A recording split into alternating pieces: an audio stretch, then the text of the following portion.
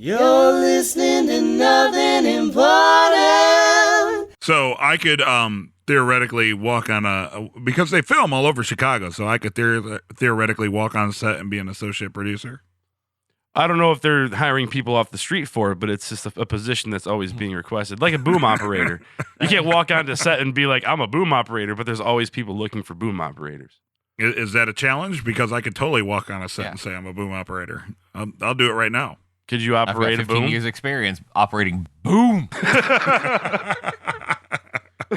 And boom goes the dynamite. Please enjoy the show. That's great.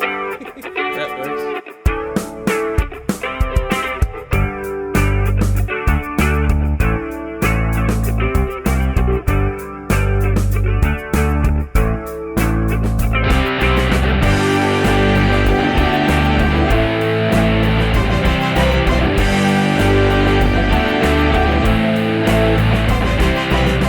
This is the Nothing Important podcast. My name is Bryan, and with me, as always, is Fidel Castro's Broken Down Jeep, Dave. Dave, how's it going this evening?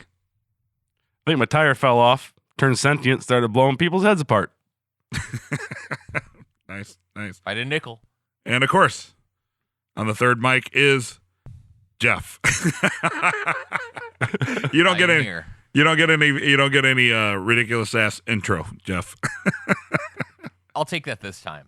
And hosting the show is Fidel Castro's lookalike, aka doppelganger, Bryan. That's right. Isn't that amazing? So like 3 years ago, one of my employees went to Cuba because she has a Polish passport, so she could actually go to Cuba. That makes total sense. Right. And she came back. She came back with like a hat that looked like Fidel Castro's, and my beard was bushy at the time. And I put it on to be funny. And at work in the back office, I made several propaganda posters of myself as Fidel Castro in the like around the office. And I'm actually pretty amazed for a pretty straight up like white dude with absolutely zero Latin heritage in me whatsoever. I actually do somewhat resemble Fidel Castro, and I'm not exactly sure why. It's the beard. It's just the beard and the facial features. Mm-hmm. Yeah, well, that and the willingness to savagely oppress those who disagree with me. Yes. Yeah, exactly. I've been growing out my beard stash face area for a couple of months now. And today, as a joke, I curled up the ends of the mustache, handlebar style. Nice. And it's delicious looking if you can see it. Someone, though, she's been on vacation for about a month, came in and was like, I was like, hey, I need you to do this. Could you please do this? Because we were busy. And she's like, oh, I'm sorry. Nice to meet you, Yukon Cornelius. I was like, throw him a fastball, Raleigh fingers. You look like the Conan O'Brien picture of him playing baseball. That's what you look like right now. Demonry. I thought you were going to say that demonry? Yeah. You look like the Conan O'Brien of podcast hosts. I don't know how to take that. So I'll accept it. I'm excited because coming up in a few minutes, we have Josiah Johnson from Legends of Chamberlain Heights calling us. He is the creator and producer of the Comedy Central show, and he also stars two of the main characters, Grover and Milk, and he does the voice of several other ancillary characters. And I was super excited because, one, I find the show humorous, and two, previous to that, he produced Thursday Night Football and NFL Total Access, and I was like, wow, you know who's going to be into that bullshit? Dave. And Dave, how much research had you actually done for Josiah Johnson coming up in about maybe 4 minutes? I pulled up his IMDb page about 10 minutes ago. I am curious as to what, like. Damn it! I was not recording any of that. Really? I have it on the phone call. Okay, perfect. So, just fit it in there. Well, see, that's why you're the audio engineer. You have to work your magic. But anyway, I think it's really cool because we're going to ask him about the NFL stuff, and we're going to ask him about the Legends of Chamberlain Heights stuff, and it's should be a very, very fun phone call. He should be calling us any minute now. So I lost my fucking wallet on the bus, which is the absolute worst thing in the world because I've lost, since I moved to Chicago, I've lost probably like a good 4 wallets, much to the chagrin and irritance of my wife. I've known you for quite a long time and lived with you and things. This is not the first 4 times that this has happened. I know. So I'm just wondering, like, how does one continuously lose such an important piece of their personal paraphernalia? Well, I think a lot of times when I lose it being absent-minded, because, well, also living with me, you know I'm a pretty simple guy. Like, besides the random, like, Nintendo console purchase, have you ever seen me just go out and buy anything expensive or anything really for my own enjoyment other than beer or, like, a vacation or something? I think I saw you get a gargantuan at Jimmy John's once. Right. Right. But, like, I'm not a very stuff-driven person. I'm not a very money-driven person. So, like, Here, we'll continue that. I think Josiah's on the phone. 1 second, guys.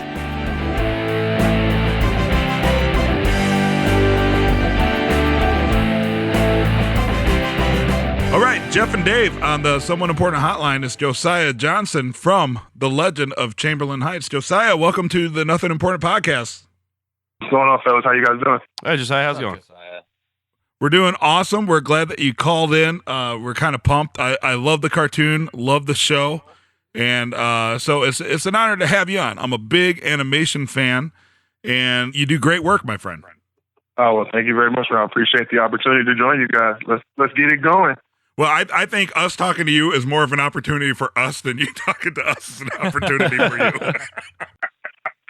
Well, it's all good, man. Just, I appreciate the support and definitely, thank you and people like yourself who watch the show and support us.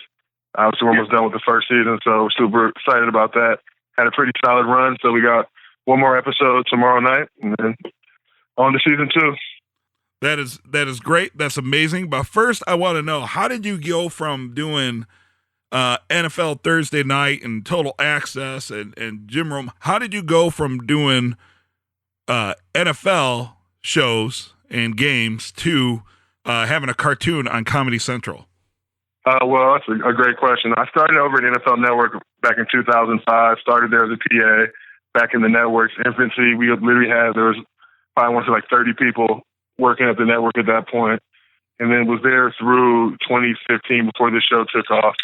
So I was just there and started a website while I was there with my co-creator on the show, Quinn Hawking, who I played at UCLA with. We started a website called Jersey Chaser, which was kind of a sports-themed website, but it was more of an outlet for us to kind of be creative and write a bunch of crazy shit and not have to worry about, any kickback from anybody or anybody trying to tell us what to do.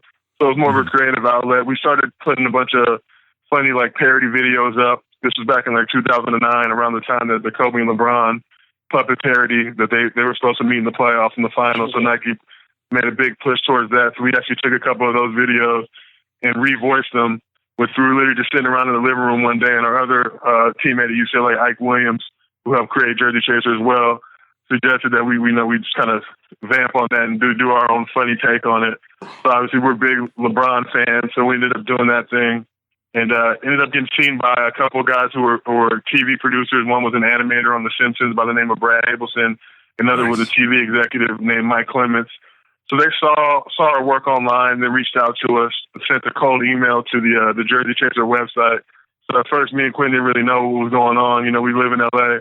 A lot of crazy shit goes on out here, so we didn't know if these guys were trying to proposition us, or we just, a range of thoughts ran through our head, but it turned out they lived literally a mile away from us. We ended up meeting them at the W Hotel in Westwood, which is right by UCLA's campus, and they were working on a LeBron James themed show at that point, and saw our work and wanted to see if we wanted to be a part of that. We kind of politely declined just because we're super raunchy and risque, and we know when the fit was LeBron's brand. So at that point, they asked us if we had any ideas, and it turns out that me and Quinn had played together at UCLA. I use that term loosely. We were bench warmers on the squad, but So we kind of pitched them maybe something, we're like, hey, we're bench warmers at UCLA. Maybe we could do something on that. And their eyes kind of lit up. And then from that point, we developed the show, decided to make it about 3 high school freshmen, just because that was just, a lot more relatable to fans and who hasn't been a freshman in high school and kind of, dreamed of being a legend while they're in school. And, the rest is history, as they say. Right. Absolutely. And the character Grover in the show, huge LeBron fan. And then it was funny, you were talking about LeBron and being raunchy and how you didn't want to mix the two. But I distinctly remember an episode where LeBron gave Grover a high five, and therefore Grover couldn't jerk off with that hand anymore. He'll never jerk off with that hand again. And I got to be honest. When I was watching the show, I love Milk. I have to assume that Milk is a pretty popular character on the show. Yeah, Milk and Jamal, like Grover's kind of just plays the middle. Milk and Jamal are obviously the fan favorites. Jamal, who's voiced by Quinn, is just absurd and irrational, and obviously the most disillusioned of the group. And then Milk, who I voice, just to give us a lot more freedom and creativity. Me being a black person, him thinking he's black. We try to just have as much fun with that as possible, and kind of don't have any restraints on it. But you milk both of those, right? You milk Grover and Milk. I do Grover, Milk, but between Quinn and I, any particular episode, we'll each end up doing like 6 or 7 voices, just based on as we rewrite the script and add characters and do stuff. So at the end of the day, I've done pretty much women, men, kids, kind of pretty much the whole gamut in terms of characters. So we try and have fun, but we also obviously come on after South Park and we look up to Trey and Matt. And when you watch South Park episodes with Trey and Matt's voices on it, sometimes they're not spot on imitations of the people. I think Kanye is kind of the biggest one that comes to mind in my mind. But I don't watch the show to see a spot on Kanye impersonation. I almost prefer their take on it and just how funny they are. So we kind of try and follow their mold. Leads me to ask you: do you use any effects on your voices, or is everything just trying to do it a natural take with your actual voice? For the most part, it's all natural. There may come some instances when we'll put some some vocal effects on it if necessary, but we literally just get in the booth and they'll say do whatever voice it may be, and we just kind of do our take on it. Generally, we make everybody laugh, and if there's ever an issue with it, we work on it to get it to the point where everybody's happy. Nice. Now, when I first saw it, I honestly thought, obviously, okay, a black guy's doing Milk's voice, but I had no idea that it was you doing Grover's voice as well. I thought the hook was the white guy who was doing Grover's voice, and then Milk was done by a black dude, and they're both you, and I guess that's a compliment, but I just wanted to throw that out there that I really like the dynamic between the characters, and good job on making them sound vastly different. Appreciate it, man. Quinn and I definitely try to have fun with that. When people find out that it's Quinn doing Jamal's voice, they're always like, whoa, that's crazy. And the same thing with me. They can't believe I do 2 voices. And we literally, one of the voices was based off of the Kobe and LeBron puppet parodies that we did. Actually, Quinn's voice was based off of that, of the little kid when we did. And then mine was based off of the Kobe character in that for Grover. And then Milk was we used to play Grand Theft Auto in college back in 2004, 2005, as we played that Grand Theft Auto San Andreas religiously. Yeah. One of the characters on that game was a character named Ryder, who was voiced by MC8. So there'd be many a drunken night where we'd both be in our Ryder voice characters talking shit to each other 2, 3 in the morning, just for shit, for our own entertainment. And then, we're thankful enough to be able to translate that to a show on Comedy Central. It's pretty, it's a dream come true. Yeah, and the absurdity of the show is great because Dave and Jeff, I'm not sure how many of the episodes you watch, but I've watched probably every episode at least 2 or 3 times, and I love how the first episode it's silly, but it's kind of base, but then when you get up to the 5th and 6th episode, and there's a stripper who looks and sounds exactly like Tupac, but it's not really clear if she's the reincarnation of Tupac or not. It goes so bizarre and it works so well. Yeah, we got a lot of shit for that, but actually the writer of that episode, Carl Jones, worked on the Boondocks and worked on Black Dynamite, another show on Adult Swim.